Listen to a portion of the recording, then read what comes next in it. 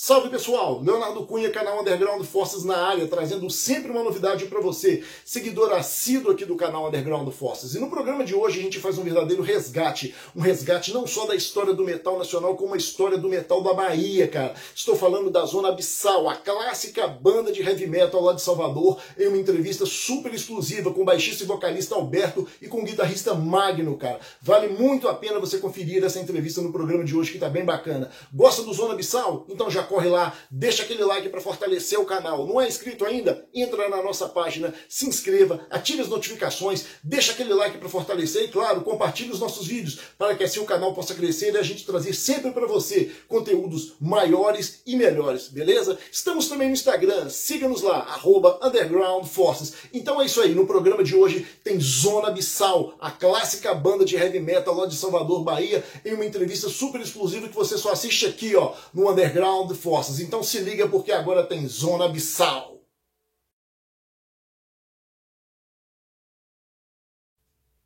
Para começar aí aquela pergunta básica, né? Como é que foi o início das atividades do Zona Abissal? O embrião do que um dia veio a ser o Zona Abissal, aconteceu numa fábrica, no Polo Petroquímico de Camaçari, numa grande empresa, onde eu era analista de laboratório, estava num turno de 0 hora e apareceu um estagiário de laboratório químico, que era Emílio, que veio a ser o guitarrista do Zona Abissal. E nos identificamos com o gosto musical pelo heavy metal na época, né, pelo rock pesado, e daí veio a ideia de se formar uma banda, né, de começar inclusive a tocar os instrumentos, a aprender os instrumentos. Emílio era amigo pessoal e é até hoje de Magno, né? Então esse núcleo base se formou assim. O Zona Abissal pode ser considerada como a primeira banda de heavy metal da Bahia? E fora vocês, existiam outras bandas? Difícil dizer, porque não havia meios de comunicação e divulgação muito fácil, né? Então, é possível que existisse um embrião ou uma banda de heavy metal tocando no interior da Bahia e a gente não soubesse.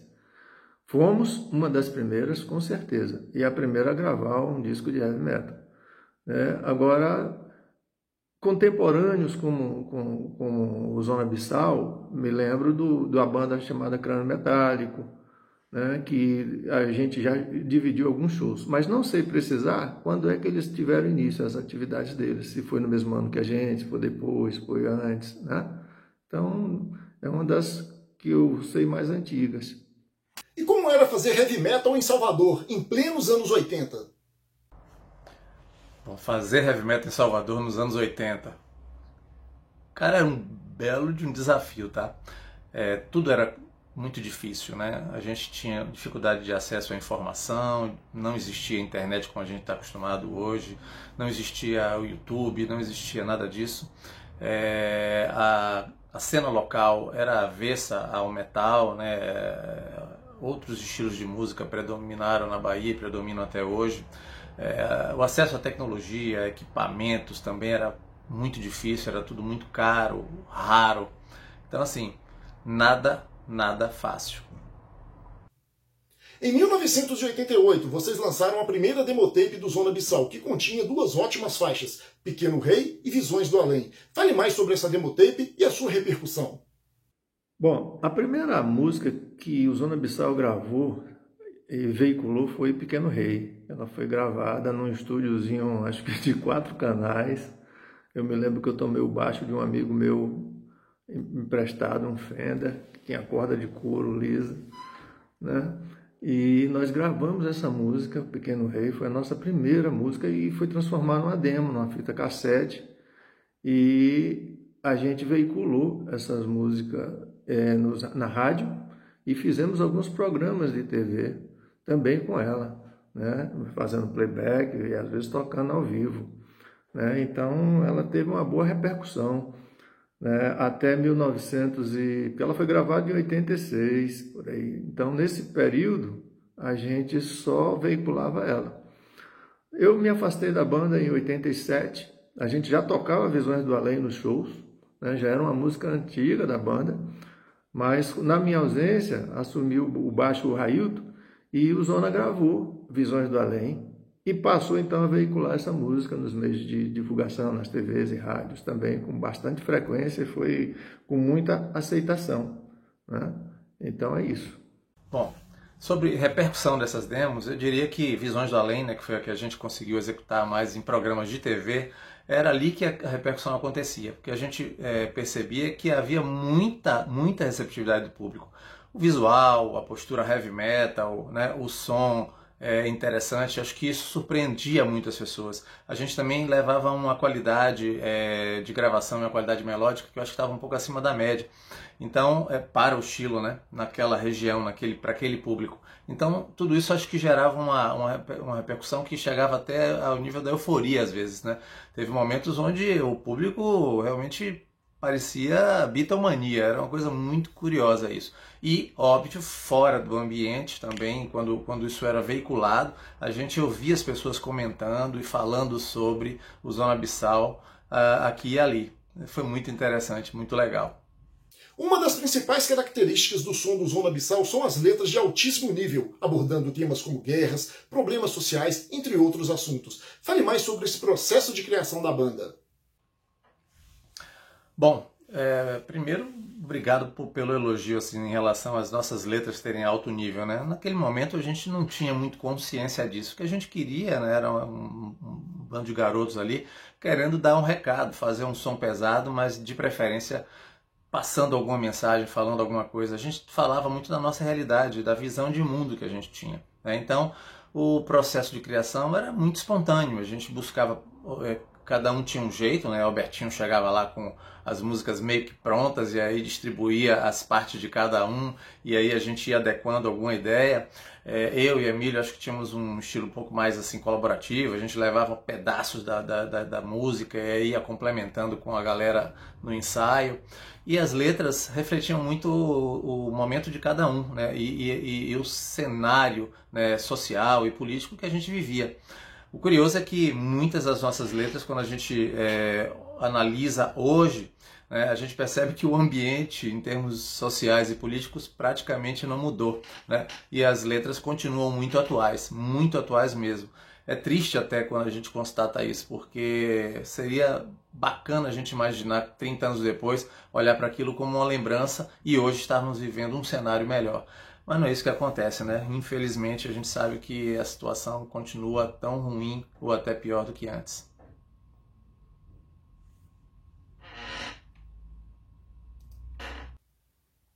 Pouco antes da gravação do debut álbum do Zona Abissal, o vocalista João Improta deixa a banda, tendo você, Magno, que assumir agora o baixo e também os vocais da banda. Fale mais sobre essa mudança repentina no line-up da banda e para você, como foi esse desafio de assumir os vocais?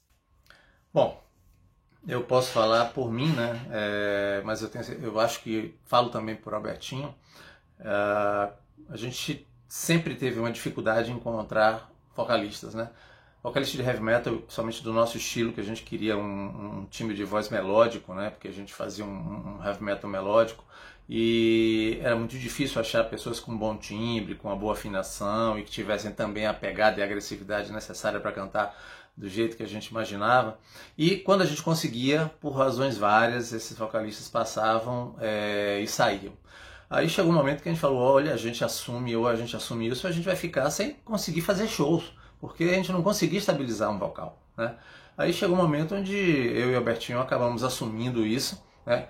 Muito a contragosto. Eu diria para vocês que se a gente pudesse, a gente não faria isso, a gente preferia tocar. Eu queria estar tocando guitarra, o Albertinho eu acho que preferia tocar o baixo, mas não teve jeito, a gente teve que assumir mesmo e a gente teve que encarar. E com isso a gente conseguiu dar um pouco de estabilidade ao projeto, né? A gente aí teve uma variável a menos para se preocupar. A gente pôde se preocupar mais com as músicas e com as composições e, óbvio, correr atrás de shows, de oportunidade de apresentar nosso trabalho. Acho que foi por aí. Até que em 1989 é lançado o debut álbum da banda, intitulado Zona Abissal, lançado de maneira independente, trazendo uma sonoridade bem tradicional, além de letras de altíssimo nível. Fale mais sobre a gravação desse álbum e a sua concepção.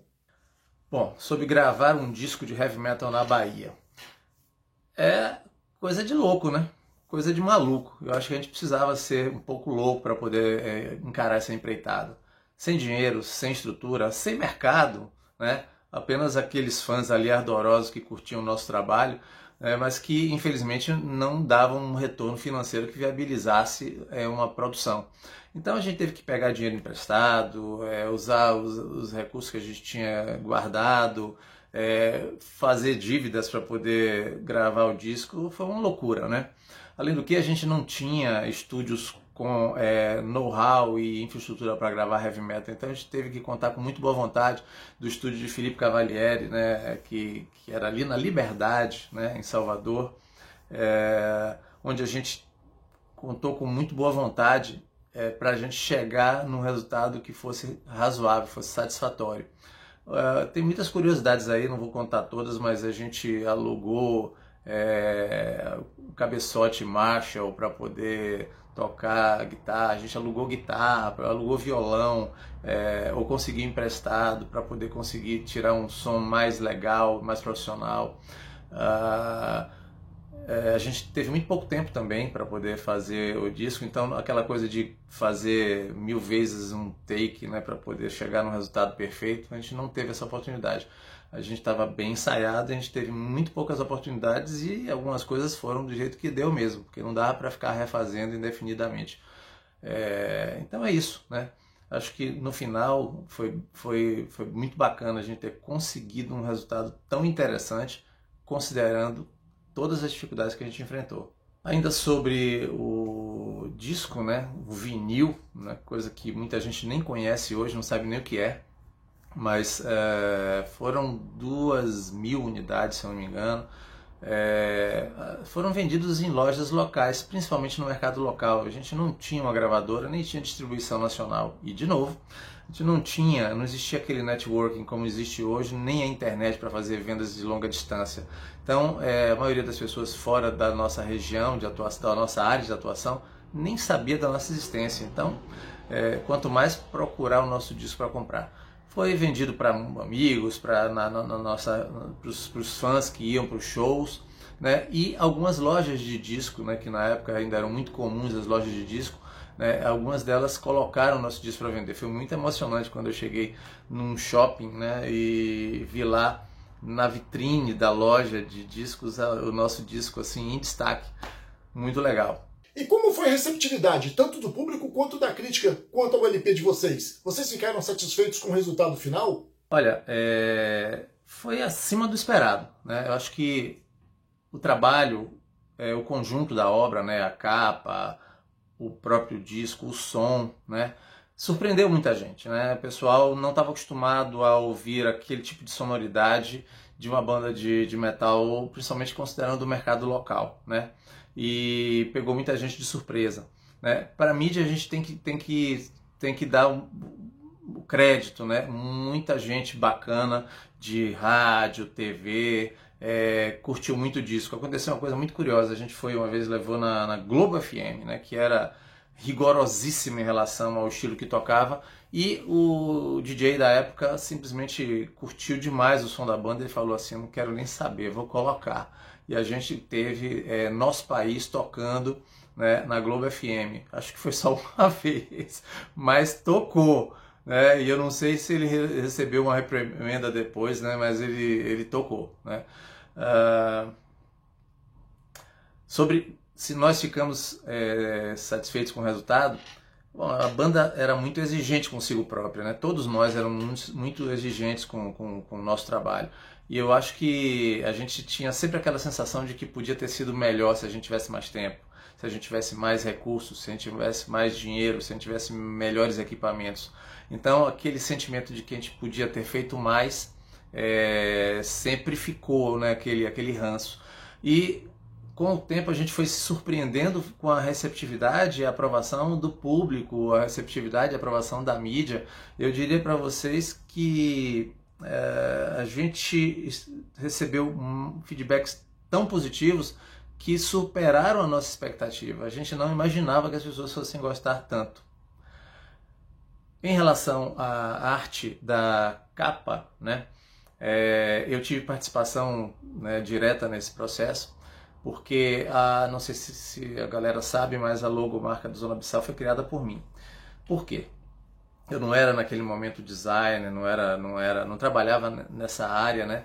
Mas a gente buscou pessoas que tentassem fazer, que fizessem propostas para a marca da banda, e apesar de ter surgido muita coisa interessante, nenhuma se identificava com a gente, nenhuma representava aquilo que a gente queria passar com a nossa marca, né? E chegou uma hora que a gente não aguentava mais de tentar encontrar isso, e eu tomei esse desafio para mim. Tentei muito, rabisquei muita coisa no papel, mas nada... Você considera que o LP do Zona Abissal foi lançado tardiamente, visto as dificuldades, pois na época bandas de som mais extremo começavam a predominar na cena? Qual a sua opinião sobre isso? Não acho que o LP do Zona Abissal foi lançado tardiamente. Acho que ele foi lançado no tempo que foi possível, e o heavy metal tradicional nunca deixou de existir. Sempre tem um público fiel, e as décadas de 80 e 90 foram fortes para o heavy metal tradicional. A gente foi lançado tarde porque a gente queria ter lançado antes, mas não por uma questão de uma tendência para o metal extremo, né, de bandas de thrash metal, death metal, não. Eram segmentos do heavy metal importantes que estavam crescendo, mas o heavy metal tradicional também estava com sua força, né? E na Bahia foi o primeiro LP de heavy metal, né, tradicional, né? Então isso é importante, é o que foi importante para a gente. Vocês chegaram a gravar um videoclipe para a faixa Nosso País. Fale mais sobre a concepção e a repercussão desse clipe. É verdade, nós gravamos um clipe, né, com a música Nosso País, né, que havia um momento político naquele instante em que a música Nosso País tinha uma aderência enorme, né? Uma curiosidade também, nós tocamos num trio elétrico para uma Praça Castro Alves superlotada no Fora Collor. Até hoje eu não tenho conhecimento de nenhum registro dessa passagem, desse episódio. Não era a época dos celulares, então infelizmente não tinha aquela coisa de estar todo mundo gravando. E eu sempre que posso falo, se alguém tiver qualquer registro visual, seja vídeo ou foto dessa apresentação, por favor, entre em contato com a gente, tá? Mas então, voltando ao clipe, a gente fez uma produção muito bacana, né? Meu irmão, o Gilson Santana, ele teve uma colaboração muito grande, ele tinha uma produtora na época, né? E aí ele cedeu os equipamentos e foi junto produzir esse vídeo com a gente. A gente produziu esse vídeo em vários ambientes urbanos de Salvador e tal, e teve alguns momentos bem interessantes retratando o que a letra dizia, né? E nós fizemos o lançamento desse videoclipe num grande shopping center de Salvador, no Shopping Barra, né? Onde a gente conseguiu a Praça Central, um telão, a projeção do videoclipe ali no telão. Foi muito legal, juntou bastante gente, o pessoal assistiu e tal. Que é isso? Quem é esse pessoal? Que banda é essa? Mas infelizmente, naquele momento a banda passou por turbulências internas e aconteceram várias coisas, e não foi de desentendimento, tá? Não foi briga mas foram problemas internos, pessoais, que fizeram com que a banda encerrasse as atividades naquele momento. Então o clipe acabou não sendo veiculado por conta disso, e ele acabou também se perdendo, né? Hoje a gente não tem o registro desse clipe, e é uma pena, porque ele ficou bem interessante, bem legal. Pena que a gente não tinha nuvem naquela época para subir o arquivo e guardá-lo com segurança. Na época do lançamento do debut álbum do Zona Abissal, vocês chegaram a fazer alguns shows com a banda mineira Overdose, que estava fazendo uma turnê na Bahia para promover o seu recém-lançado álbum Yuri Real Big. Fale mais, como é que foi a aceitação do público e quais as suas lembranças desses shows? Bom, a lembrança que eu tenho do show que a gente fez com Overdose é incrível, né? A gente tocou num espaço muito legal, tava super lotado, gente, sabe, saindo pelo ladrão, né? Um calor desgraçado, né? Mas muito bom, porque a gente estava tocando e suando. E a banda naquele momento, a gente estava muito afiado, sabe? A gente estava bem ensaiado, estava bem entrosado. E o show foi incrível. A galera gostou demais, né? Então foi muita energia, muita vibração e muita energia de volta da galera pra gente. Foi inesquecível. E depois veio o Overdose, né? Foi uma honra para nós tocarmos com eles e fizeram um showzaço também. Então assim, foi uma noite, sabe, inesquecível. para mim particularmente está muito forte na minha lembrança. Muitas coisas que aconteceram no palco, muita interação com o público, foi sensacional, foi bom demais. Na realidade foram 2 shows com Overdose, né? Eles estiveram aqui em Salvador, um em Salvador e um em Feira de Santana. Foram 2 grandes shows, né? E foi uma satisfação, um prazer enorme dividir um palco com uma banda de tamanha competência como Overdose. Terminei visitando o Cláudio e o pessoal lá em BH, né? E trocamos algumas ideias na época. Foi uma experiência muito inesquecível, foi massa. Em 1992, o vocalista Mark Rogers participa da gravação da faixa Full of Desire. Como é que você avalia a participação de Mark Rogers na banda? E por que ele não assumiu definitivamente os vocais do Zona Abissal? Bom, Mark Rogers, né? Mark Rogers, na verdade, ele era um suíço-italiano, o nome verdadeiro era Marco Ruggeri, né? Mas Marco Ruggeri, naquele momento, não combinava, então ele próprio adotou a versão inglesa do nome dele, Mark Rogers, né? Cara, a história do Mark foi muito inusitada. Eu recebi uma ligação de um cara falando um sotaque que eu não consegui identificar, falando assim: alô, Magno, aqui é Mark, eu gostaria de falar com vocês sobre ser lead vocal do Zona Abissal. E aí misturava inglês com português, com italiano. Eu achei que era uma pegadinha. Eu não acreditei. Falei, cara, fala sério, quem é que tá falando? Falei, quem é que tá falando? Depois de muita insistência dele, eu acabei falando assim, tá, tudo bem, se esse papo é verdadeiro, vamos marcar num lugar aí pra gente se encontrar. E aí eu marquei com ele num lugar público, avisei o resto da banda, achando até que a banda estava armando uma pegadinha para mim, e falei, olha, eu marquei com um maluco aí que ligou, que é gringo, e disse que está querendo cantar na banda. Marquei num lugar público, porque se for pegadinha vai ficar mais difícil. Eu marquei perto do Campo Grande, ali do lado do Forte, né, num barzinho, né? E de repente estávamos eu, Emílio, Albertinho, e aí vem aos pouquinhos chegando aí aquela figura, né, com os braceletes, camisa rasgada, jeans rasgado, cabelão. Aí a gente falou, cara, é real, esse cara existe. Aí tivemos uma reunião divertidíssima com ele, era uma figura, né, muito louco. E a gente entregou as letras para ele e marcamos um dia para fazer um ensaio, para testar o cara. Para nossa surpresa, poucos dias depois, não me lembro quantos, 4, 5 dias depois, esse cara chegou com as letras traduzidas em inglês. E aí começou a cantar. E aí foi só felicidade, a galera pirou, né? Todos nós piramos.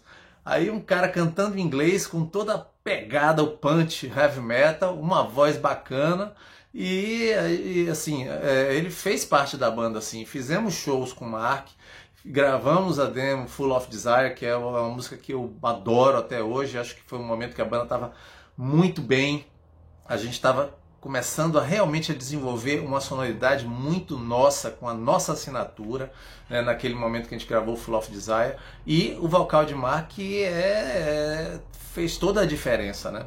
A questão é que Mark era um cara muito louco, então ele participava dos shows e de repente ele sumia. Teve show em que a gente deu a hora de começar e o cara desapareceu. Quando a gente foi ver, ele estava com uma garota em algum lugar.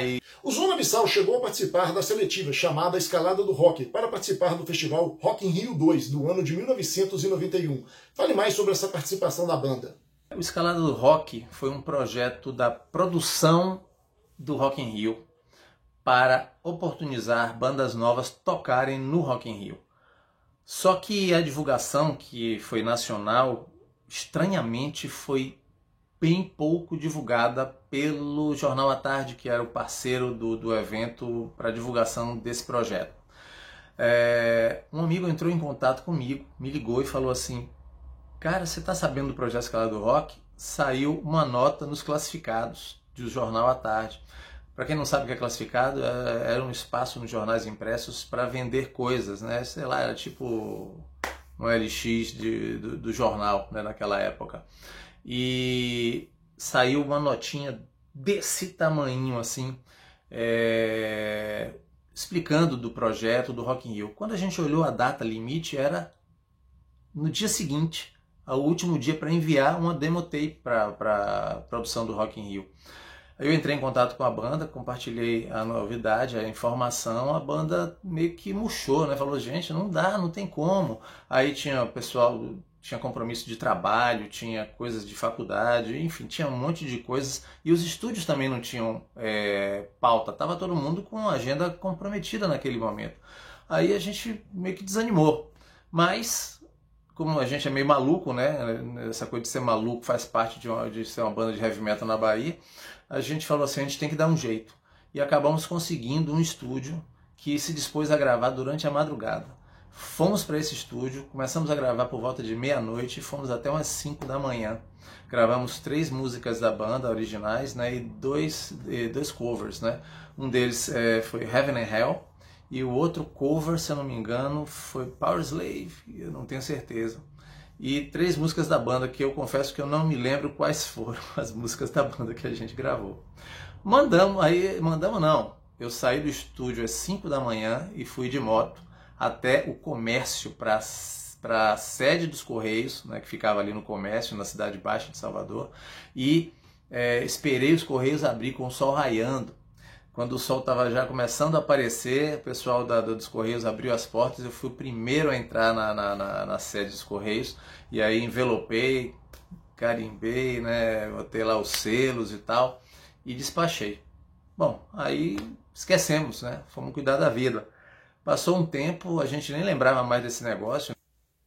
Kill or Die, a demotape do Zona Abissal, lançada em 1993, que traz mudanças no line-up da banda, além de uma sonoridade nova, mais pesada, e letras em inglês. Fale mais sobre a demotape Kill or Die e a sua repercussão. De fato, aconteceram mudanças fortes no Zona Abissal, com a saída de Emílio e Mark Rogers, que gravaram a Full of Desire, né? E em seguida a saída de Camilo também, né? Ficaram apenas eu, Magno, e a gente convidou para a banda o Yassanan, que foi ex-Headhunter, ex-Thrash Massacre, e o André Magaiva, né, que era um amigo e um guitarrista local, né, e a gente fez então vários shows juntos, e o André trouxe uma pegada um pouco diferente, eu inseri também uma pegada mais pesada na banda, né, e comecei a assumir os vocais, já que a gente não estava mais com saco de procurar vocais, né. Então já era um período onde a gente estava meio que cansando de tentar, mas entraram o André e o Denis Carvalho, que também tocou guitarras nos shows, ele não gravou nenhuma demo, mas tocou vários shows com as músicas Kilendai, né? O Denis Carvalho, um grande amigo nosso também, guitarrista, e a banda optou por essa linha, né? Aproveitando que o Marker tinha transposto todas as letras da música para o inglês, eu mantive assim todas as nossas composições novas, como Kill and Die, Passed Away, The Last Life, foram também em inglês, né? Angels and Demons, Adam and Eve, né? Músicas, algumas que nós não gravamos, inclusive, né? Então, era um processo que a banda estava passando, né, de transformação, que ele terminou desencadeando no final da banda, em 95, 96, né? E a formação que encerrou fui eu, né? Nos vocais e baixo, André Magaiva, Denis e Assanan. Essa foi a última formação nossa. É isso. Vocês tinham várias músicas que nunca foram gravadas, como Angel and Demons, Zona Abissal, entre outras. Existe a possibilidade de um material somente com músicas inéditas do Zona Abissal? O Zona Abissal tem muitas músicas que não foram registradas profissionalmente, né? Angels and Demons e a música com o nome da banda, Zona Abissal, são apenas 2 delas, né? Mas era muito difícil, não tinha grana, não tinha recurso para fazer isso, né? Não é como hoje, que todo mundo consegue gravar em casa com qualidade profissional. Naquele tempo era bem complicado. E como a gente era um pouco exigente também, a gente não queria gravar de qualquer jeito, em qualquer lugar. Então isso também limitava um pouco as nossas possibilidades. Em relação à possibilidade da gente voltar a tocar, cara, complicado, viu? Primeiro que a banda está espalhada, né? Eu particularmente estou no Rio Grande do Sul, agora bem longe da galera, mas isso não seria o maior desafio. Acho que o grande desafio é a galera também encontrar tempo e voltar a ensaiar e se sentir confortável para subir no palco e fazer um som de novo. Eu confesso a vocês que até tenho um pouquinho de vontade desse retorno, né? Mas, assim, difícil.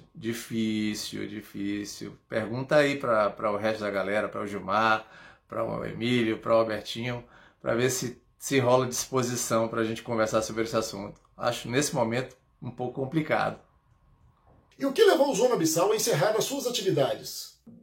Isso aconteceu no meados de 1996, o último show acho que foi no Palco do Rock, né? E a formação nossa era eu, o André, o Denis e o Yassanã, né? Eu era os vocais e baixo. E isso, né? As pessoas estavam com seus trampos, seus trabalhos, suas famílias, e já com pouca disponibilidade de ensaio, de criação, de gravação, e a gente estava meio que desgastado nesse processo, né? E a gente, assim, meio que a coisa aconteceu automaticamente, fomos deixando de nos encontrar, de marcar ensaio, e o último show foi esse. Depois todo mundo foi para suas casas e pronto. Depois eu optei por bandas cover, toquei um pouco na The Cross, na Síncope, né? E depois na art rock, eu optei por ficar mais me divertindo do que me comprometendo com criação, com arranjos, etc. Foi isso. Para você, como é que era a relação entre as bandas de heavy metal dos anos 80 da Bahia, especialmente com as bandas que surgiram na segunda metade dos anos 80, especialmente as bandas de som mais extremo, como Crânio Metálico, Headhunter DC, The Cross, Mystifier, entre outras mais, sendo que o Zona Abissal até hoje é uma banda super respeitada na cena. Qual é a sua opinião sobre isso? O Zona Abissal sempre se relacionou bem com as bandas da cena local, a gente não tem muito o que falar, né? Qualquer crítica ao estilo, isso é normal no mundo inteiro, né? A gente vê várias discussões homéricas sobre o rock extremo, o metal extremo, contra o metal tradicional, contra o hard rock, uns chamam de poser, outros chamam de... A gente nunca entrou nessa discussão. A gente queria tocar e levar o heavy metal onde ele pudesse ir. Inclusive a gente tocava em orfanatos, em onde nos chamasse, né? Em cima de palco, de comício, onde nos chamasse, né? A gente iria tocar, né? E a gente dividia espaço com bandas que nem sempre eram heavy metal. Não era fácil estar dividindo só com bandas heavy metal. Então, bandas que se tornaram nossos amigos, como Headhunter DC, como Mercy Killing, né? O próprio Crânio Metálico na época, e tantas outras que, se eu for citar, certamente eu vou esquecer de algumas bandas. Então nós éramos respeitados, né? Pelo trabalho que a gente fazia, pela seriedade que a gente fazia, né? E fizemos amigos. Por exemplo, eu toquei inclusive na The Cross um tempo depois que eu saí do Zona, dividimos shows com eles também, dividimos show com a Síncope, toquei na Síncope.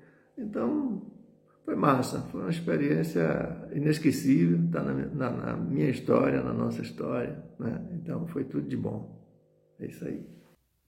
Agora aquela pergunta que não quer calar. Existe a possibilidade de um retorno do Zona Abissal? Tem coisas que são da história, né? E a história está feita, a história já está contada.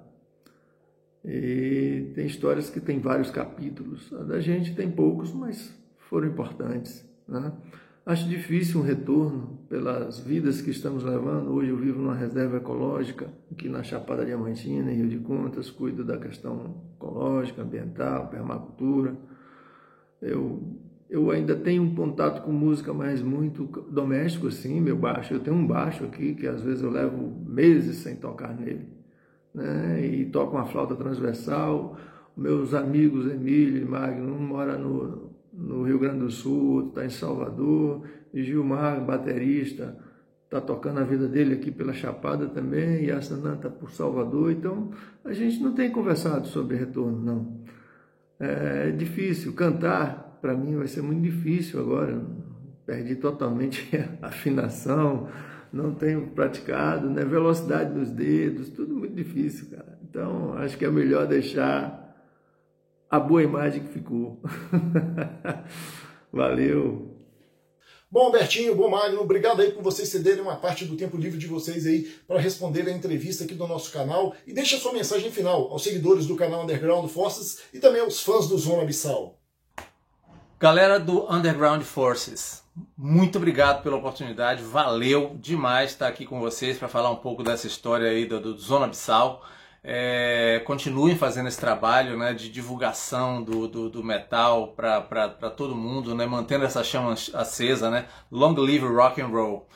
Eu queria dizer para vocês o seguinte, né, depois de tudo isso, esse projeto, esse sonho que virou aqui uma realidade através desse vinil, para nossa surpresa, ele ganhou uma vida nova, né, em 2 projetos que aconteceram quase de uma maneira mágica, simultaneamente. O primeiro foi o Ader, que nos procurou para falar sobre o lançamento de um CD e também de um vinil, que ainda virá, do Zona Abissal. E depois o Felipe Cavarielli, né, que foi o produtor, né, da gravação do vinil do Zona Abissal. Os dois meio que aconteceu uma conjunção aí e tudo culminou num time perfeito. E aí o Felipe lançou nas plataformas de streaming, portanto o Zona Abissal hoje está disponível aí no Spotify, no Deezer, no Tidal e todas as outras plataformas principais de streaming.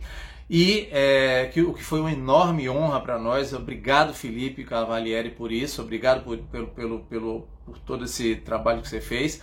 E na sequência, o Ader da Dizirai, né, lançou essa pérola aqui, né, maravilhosa, né, super bonito, bem feito pra caramba, né, com pôster.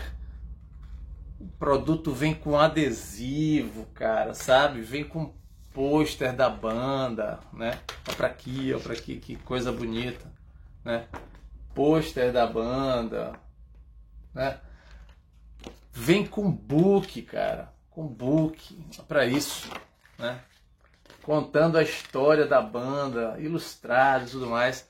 Cara, Ader, da Dizirai, sensacional o trabalho de vocês, muito obrigado, né? Então, Zona Abissal tá aí, continua mandando ver, mandando seu recado. Tamo junto, grande abraço. Bom, pessoal, essa aí foi a nossa entrevista da semana com essa pioneira e clássica banda do metal lá da Bahia, Zona Abissal, fazendo assim um verdadeiro resgate, não só da história do metal lá da Bahia, como do metal nacional em si. Espero que vocês tenham curtido a entrevista exclusiva que você só vê aqui no Underground Forces com o baixista Alberto e com o guitarrista Magno. Curtiu? Gosta do Zona Abissal? Já é inscrito no canal? Então já deixa aquele like para fortalecer o canal. Não é inscrito ainda? Entra na nossa página, se inscreva, ative as notificações para receber em primeira mão as novidades aqui do canal. E claro, deixa aquele like e compartilha os nossos vídeos para que o canal possa crescer e você receber cada vez mais conteúdos maiores e melhores. Desde já em meu nome, em nome da equipe aqui do canal Underground Forces, nosso muito obrigado a você que acredita e valoriza tanto no metal nacional quanto no canal Underground Forces. Tamo junto, galera. Valeu mesmo. É isso aí. Semana que vem mais um vídeo, uma entrevista super exclusiva aqui no canal Underground Forces. Quer mandar uma sugestão, uma crítica? Olha o nosso e-mail passando aqui embaixo. Estamos também no Instagram. Siga-nos lá, @Underground Forces. Então, como eu falei, semana que vem mais uma entrevista exclusiva aqui no canal Underground Forces. Se cuidem. Até lá. Stay heavy.